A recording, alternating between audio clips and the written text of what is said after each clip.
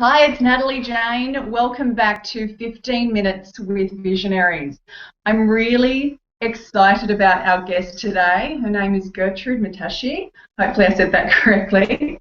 I met Gertrude in a virtual situation, much like we're going to be chatting today, about a couple of years ago. And when I heard her speak to a group of us, she blew me away. And then I had the opportunity of seeing her speak live on stage at a Shine event. We've just spoken to Julie and Noel of Shine, and we got to spend some time together, and again, she blew me away. She is a serial social entrepreneur, my favourite kind. That's where I started, but Gertrude has taken this to a whole new level. So Gertrude, welcome. Thank you so much for joining me. How are you today? I'm good, Natalie. Thank you so much for connecting with me. Oh, it's wonderful. We were just chatting before we went live, and you were just telling me just the most incredible story about your vision and what really started you on this whole journey where you now call yourself a serial social entrepreneur. And I think it's best if you start there at that first vision that began your whole journey. I would have to say it probably happened a good 10, 12 years ago. I heard of an organization called the Excel Results Foundation, and Excel stood for Extraordinary Lives. They were a group of social entrepreneurs who had a vision that we can change the world by 2020 if every single entrepreneur on the planet did a little something to change something in their environment, something they didn't like, something that they saw as a need or a cause. And at the time, I wanted to set up my own foundation to support children back in Zimbabwe in my immediate family who are affected by HIV and AIDS. And I joined this group of amazing thinkers, and it opened up my mind, Natalie, and I realized that I was playing a very small game in thinking about my immediate family and that I could extend my help to a lot more children. And that's basically how my journey started. And you've created a foundation yourself, specifically around, supporting kids across, and people, I assume, across Africa with AIDS, and also education. And you've also got your own big visions as well, and you seem to beautifully bring them together. So I'd love to hear a little bit more about that. I created the Africa Alive Education Foundation. I have a passion for education because I believe that Africa is the richest continent in the world, and the missing piece right now for Africa is having an educated population.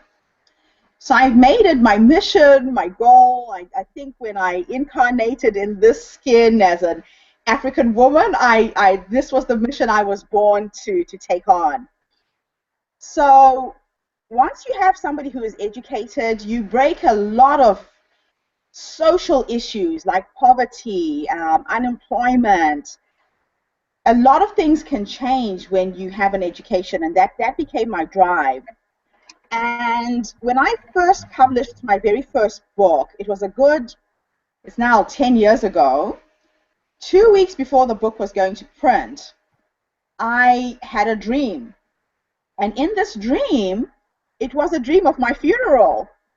In 2067, I'm going to die at 100 in 2067. And what was being said at my graveside was everything I would achieve in this lifetime. And I woke up so excited, I decided to write the last chapter of my book as my obituary and project the things that I wanted to achieve in this lifetime. When the book was published, everybody thought I was crazy. It was so way out there, and I'll explain to you a few of the visions that I had. The first vision was that I wrote the book to raise money to pay for school fees for children in Zimbabwe. And I decided to self-publish this book as a way to fundraise. And literally in the last 10 years, I've sold over 15,000 copies of my book. The book prints for $3.80. It sells for $35. It sells on Amazon, on Kindle. When I give presentations and talks, I sell this book. And I've been able to pay for school fees for 380 children for the last 10 years, as well as take over the little primary school in the village where my husband was born. And I'm also supporting an orphanage that has about 200 kids who are HIV positive. Some have got mental and physical disabilities as well. So all up in the last 10 years, my project has supported 580 kids. So it's exciting because at the time when I started, it was about family. But I've managed to extend it, and I've now found a way that I can replicate what I've done in my village right throughout Africa. And the right people are showing up who want to help, who want to support financially, who want to help on the ground in Africa to collaborate, to start a movement for people of African descent to go back to Africa and realize that we are the help we've been waiting for. So Africa has been waiting for help to come from the West, and I believe we are the help. I am fortunate that I live in New Zealand. I live in an amazing country, and from this space where I'm standing now, I'm capable to help 580 kids. So imagine if I start this movement and I inspire other people in the diaspora or anybody who has a passion for Africa to come on board and help. This is going to be an absolutely magical year. I can feel it with every single cell in my body. You definitely have a way of, or being in person with you right now, sending shivers up people's spines, and that's happening to me right now. Your vision is so alive, and I'm really, really interested in also your personal vision. And I mean, you mentioned that you had both of those visions of supporting Africa and also this birth of, or the obituary that you saw for yourself. And there's some magic happening around that right now. And why it's so important for entrepreneurs to use their gifts in social change across the globe. I believe that money is an energy, Natalie. I believe that money is the energy we need to shift around the world to balance out the imbalances that we see in our environment. And I believe it's every single entrepreneur's responsibility to do a little something somewhere. I mean, it could be in your own backyard, supporting a small little rugby group or a cricket team or an elderly rest home. It starts at home first. So I have a saying, or actually a poem that one of my friends wrote to me, and she said, put your family first, your community next, and if you have some to spare, do something somewhere else in the world. So that's my take on money. Money is just an energy, and entrepreneurs have the ability to make money. And when you do make money with a deliberate purpose to change the world, we can make a massive difference globally, one person at a time. Yeah, what do you think the difference is? I mean, there's entrepreneurs that don't have this level of vision, and then there's entrepreneurs that do. What's the difference in maybe the person, but also the change that we're able to create when we do have such a vision and such a gift to share? I think the biggest difference is having the ability to realize that you are part of a greater whole. You're just a piece in a big, big, big, big puzzle, and it's not about you. I have made more money by helping other people than I have made money by helping myself. So in everything I do, I find that the more that I give, the more comes back, and it comes back tenfold. My grandmother used to say that the universe is like a giant bank, and you have to keep depositing good deeds. And when it comes back, it's never from the people that you help. It comes from total strangers, and that's been the story of my life. Oh, Gertrude, that is so true. That's been my experience, but I feel like you're really a master of this. What would you share with my community and the world about how to really let go of the fear of maybe not having enough right here, right now, and turning that back out into the world and giving in order to create the life that we want and the world that we want. I think once you realize that there is abundance in this universe, there is enough to go around. We are all living in a world full of scarcity and not enoughness. That's the biggest problem. So I always say to people, when you breathe and you take in your next breath and the next breath and the next breath, you never run out of air. That's how you should live, that there is enough. The universe will provide. So just give without overthinking, without fearing that you won't have enough for tomorrow, because you do have the ability to create more. And when you live at this level, it's magical, because I never worry about the outcome of things. I just put one foot in front of the other, and I believe that so long as I keep going forwards, the path unfolds, but you have to keep moving. Unless you move, nothing happens. That's right, that stuck space, that fear that I've experienced at times about stepping forward, all that does is stop the flow, just stop the flow. And you do that so beautifully, so gracefully, that flow. I want to know now, what was that, sorry? It's like a river, and how water flows from one place to the other. The flow never stops. What stops is when we dam it up and we hoard and we keep for ourselves. Yes, I'm not saying don't save money. I'm not saying don't keep something for yourself, but let it flow and let it ripple on and pass on to other people as well. That's right. It's about we have to be practical and also abundant. So it's not abundance isn't about giving everything away where we're out of our own pocket, but it certainly is an acceptance and a belief that there is no end, so there is no end to what we can give, and there is no end to what we can also receive. It's a beautiful process.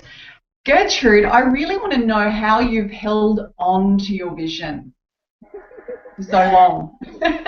Oh gosh, I hold on to my visions by talking about them all the time.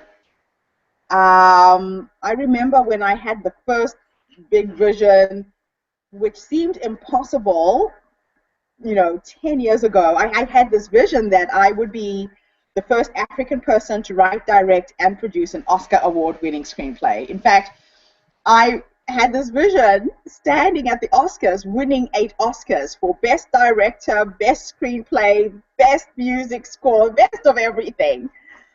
And I started talking about it, Natalie, and I gave money and I gave energy to my story, I think. And the more I talked about it, the more it became real. In fact, I remember the first time I said it out loud, I was shaking like a leaf. I was giving a speech, and I said it out loud, and I was shaking. And the second time I said it, it felt so good. The third time I said it, it felt so real. And I've said it 1,000 times in the last 10 years. And I realize now that I need to get out of the way and get on and finish writing this script and bring it into being. So sometimes the vision can be so big and so scary. We're scared to articulate it. We're scared to say it out loud. But we create through our words. Words are magical. Words have magic to them. They have a vibration to them. And especially when you start writing things down, you're taking your ideas out of your head and you're putting it down on a piece of paper. So you can imagine when an architect gets a job to design a house, they're told by the person who wants the house visually what it will look like. And they'll take out pen and paper and they'll draw a diagram. And before you know it, that house comes into being. That's how you create your visions, and that's how you hold on to your visions. No matter how impossible it seems at the time when you have the vision, if you hold on to it with conviction and with passion and with energy, you create it. And that's literally what I've done with my visions. I'm now working on my first blockbuster movie script, and it is going to win these 8 Oscars. It's exciting. I know when you first shared that vision with me, Getrude, you said to me, I didn't know how. I saw it, I felt it, but I had no idea how I was going to create it. And all that you did, as you've just shared, is keep talking about it, keep feeling it, allowing it to be more and more real in your body. And you've done that so brilliantly. And we really don't need to know how straight up. We can't know how straight up. And that's what holds a lot of people back, because they start off with, how am I going to do it? And then the things that come up for you is, I don't have the money, I don't have the time, I don't have the skills, I don't have, and you kill the dream and the vision before you start. The how shows up. What you need to have clarity with is, what is the vision in your head? And refine that. That's all you need to do as a visionary. And then the right people will flow into your life, will help you make it happen. And that's what's happening to you right now. You've got some incredible mentors. I don't know if you want to share who they are. You don't need to. But you've got some incredible mentors that very well will be holding you and supporting you, and you stepping into exactly where you want to be. I see you at the Oscars. One of the things I've learned to do, Natalie, is I've learned to ask for help, or to be vulnerable and to admit when things aren't working out well for me. I've been struggling with this script for 10 years, and I just knew that I hadn't done my best. And I was giving a presentation once, and the mayor of Wellington happened to hear me speak, and I talked about working on the script and how I wasn't succeeding. And she asked me how she could help, and I told her that I need a mentor, I need a coach, I need somebody who could help me finish writing the script. So she gave my book to Peter Jackson and his wife, and now I'm being mentored and coached by Philippa Boyance and Fran Welsh, who are the ladies who wrote all of the Oscars for Lord of the Rings and King Kong and The Hobbit. And I live in Wellington. I live in a city with the best script writers in the world, and they're right here at my fingertips. But unless you say what you need, you won't attract those people. I even took the vision one step forward, because I started picking the people who are acting in the film. And because I'm acting in the movie as me, I decided to choose Denzel Washington to act in my movie as my husband in my film. Why not? The strangest thing happened. About 3 years ago, my oldest son wants to be an actor.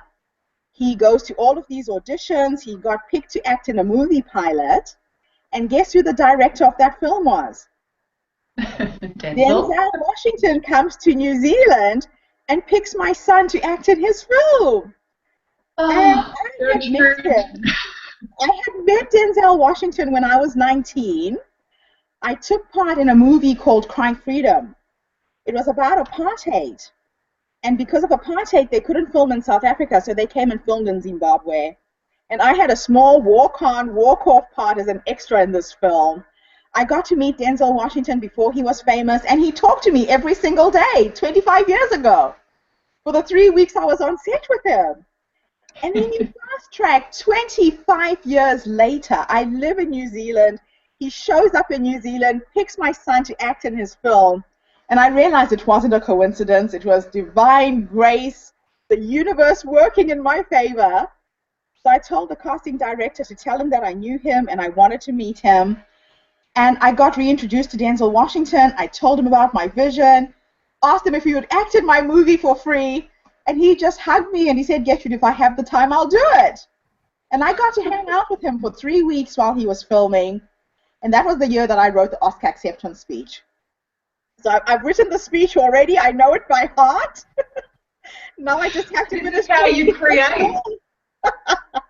This is how you masterfully create. This is how we can masterfully create, is go into the future and prepare.